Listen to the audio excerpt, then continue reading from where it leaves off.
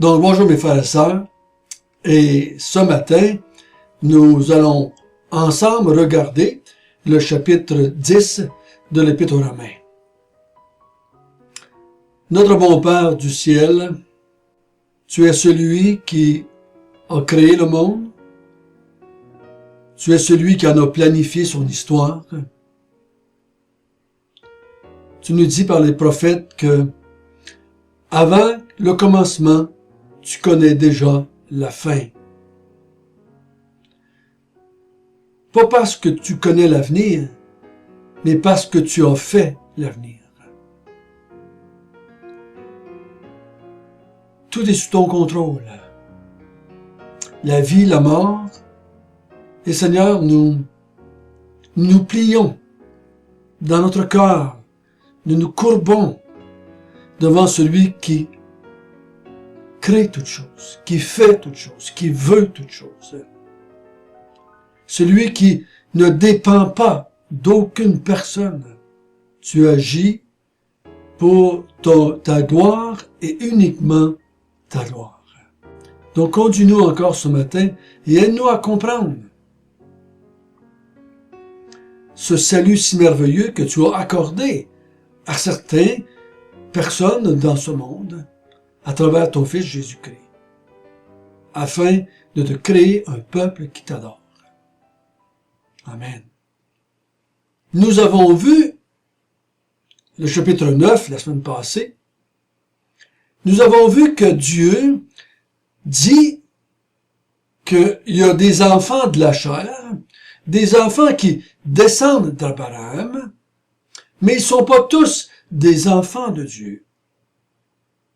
Il dit, même si tu es un juif de pur sang, de pure race, tu ne fais pas partie automatiquement du peuple de Dieu. Mais il dit, ce sont les enfants de la promesse qui sont les enfants de Dieu. Donc, les enfants de la promesse n'ont pas besoin d'être juifs de race pour faire partie des enfants de Dieu. Ils peuvent être aussi grecs ou païens, comme on dit, ou parmi les nations. Ils peuvent être blancs, bruns, noirs, jaunes. Ils peuvent parler toutes les langues du monde. S'ils sont des enfants de la promesse, ils sont des enfants de Dieu. Et on a vu cette vérité qui n'était pas facile à accepter pour les êtres humains. C'est Dieu qui décide. C'est pas facile pour les êtres humains parce que les êtres humains sont des êtres pécheurs. Je crois pas que dans le ciel, les anges ont de la difficulté avec cette idée que Dieu décide toutes choses. Je crois pas qu'ils ont une difficulté avec ce potier divin qui décide quelles personnes vont être des vases d'honneur et quelles personnes vont être des vases d'usage vil. Ils n'ont pas de misère avec ça. C'est nous qui avons de la misère avec cette vérité-là parce que nous sommes des pécheurs. Mais nous sommes appelés par Dieu à se repentir de cette attitude-là, à se repentir de vouloir dire à Dieu quoi faire et de le laisser prendre sa place de Dieu dans notre cœur. Si je lui donne pas sa place, ça n'y enlèvera pas sa place. Mais si je veux y enlever sa place, si je veux pas le laisser agir comme Dieu, et je voudrais qu'il se conduise comme un être humain, je vais être perdu, ça c'est sûr. Donc, Dieu, il dit, j'ai décidé, par ma propre volonté, avant le commencement du monde, qui va faire partie de mon peuple. Et là, on arrive au chapitre 10, et l'apôtre Paul va parler de ses sentiments, parce qu'il avait dit, j'ai une tristesse continuelle, j'ai un chagrin continuel dans mon cœur face aux Juifs. Et là, il va exprimer encore son cœur, ses souhaits, son désir au chapitre 10. Regardons qu'est-ce qu'il dit à partir du verset 1. Épître de Paul aux Romains, chapitre 10. Frères, le vœu de mon cœur et ma prière à Dieu pour eux, c'est qu'ils soient sauvés. Je leur rends le témoignage qu'ils ont du zèle pour Dieu, mais sans intelligence, ne connaissant pas la justice de Dieu et cherchant à établir leur propre justice. Ils ne se sont pas soumis à la justice de Dieu, car Christ est la fin de la loi, pour la justification de tous ceux qui croient. Donc l'apôtre Paul nous dit le vœu de mon cœur. Certaines traductions disent le désir de mon cœur, d'autres traductions disent le souhait de mon cœur. C'est ce que Paul aimerait, c'est ce qu'il voudrait. N'est-ce pas le désir de chaque enfant de Dieu? Certains d'entre nous ont désiré, c'est le vœu de notre cœur, c'est le souhait de notre cœur qu'un enfant soit sauvé, qu'une de nos filles soit sauvée, que notre famille soit sauvée, que notre père, notre mère, un ami proche, un de nos petits-fils, de nos petites-filles. Le désir de tout croyant, c'est ça de voir ceux qui les entourent devenir des croyants. Même l'apôtre Paul a dit un jour dans le livre des Actes, devant le juge ou le roi Agrippa qui le jugeait, il dit, j'aimerais que vous deveniez tous comme moi, des enfants de Dieu. J'aimerais, c'est le vœu de mon cœur. Mais en même temps, il dit, c'est ma prière à Dieu pour eux. Donc, Paul prie. Et dans sa prière, il exprime à Dieu ce souhait, ce désir, cette pensée-là qu'il aimerait, il dit à la fin du verset 1, j'aimerais qu'il soit sauvé. Faites attention ici. Ce qu'on a vu à partir du chapitre 1 jusqu'au chapitre 8, il ne faut pas l'oublier là. Quand l'apôtre Paul dit qu'il aimerait voir les Juifs être sauvés, il ne dit pas « j'aimerais qu'ils puissent aller au ciel, mais qu'ils meurent ». C'est beaucoup plus que ça. Il dit « j'aimerais », je pourrais traduire « oh, comme j'aimerais qu'ils deviennent tes serviteurs ou tes esclaves, afin qu'ils puissent te servir et t'adorer ». Voyez-vous, ça change la cible.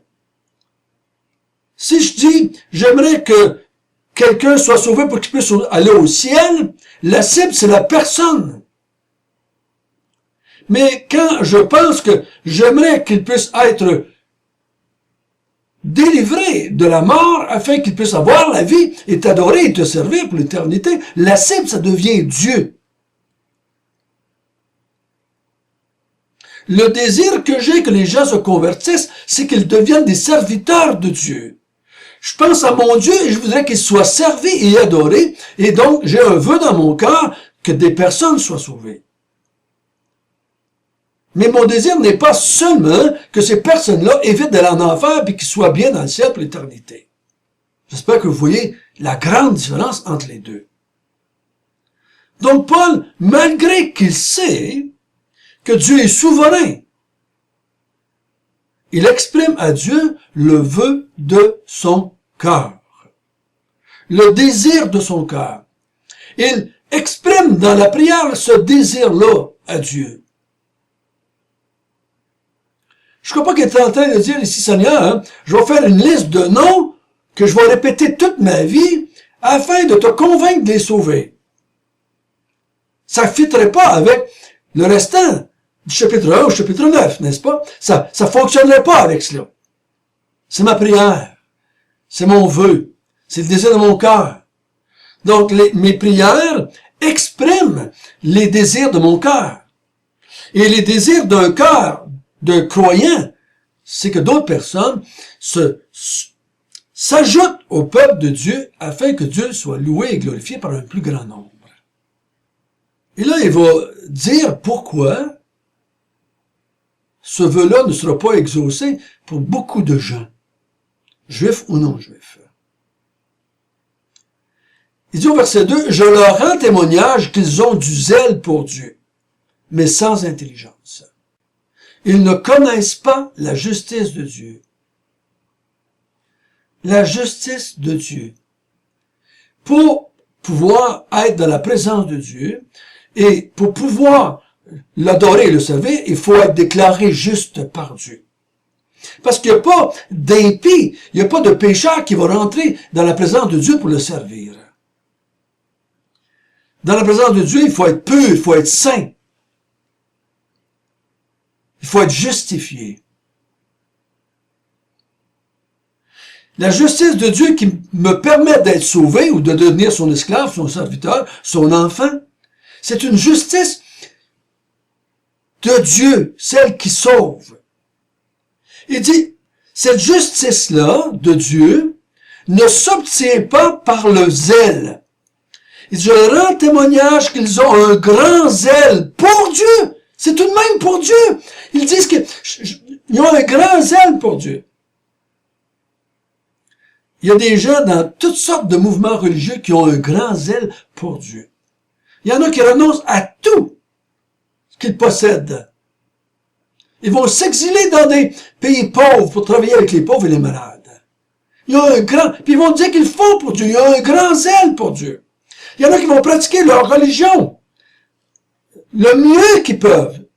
Un exemple de cela, c'est l'apôtre Paul. Paul dit, il n'y a pas plus de zélé que moi. Il n'y a pas plus de grand zélé que moi, comme j'étais avant. J'étais un grand zélé.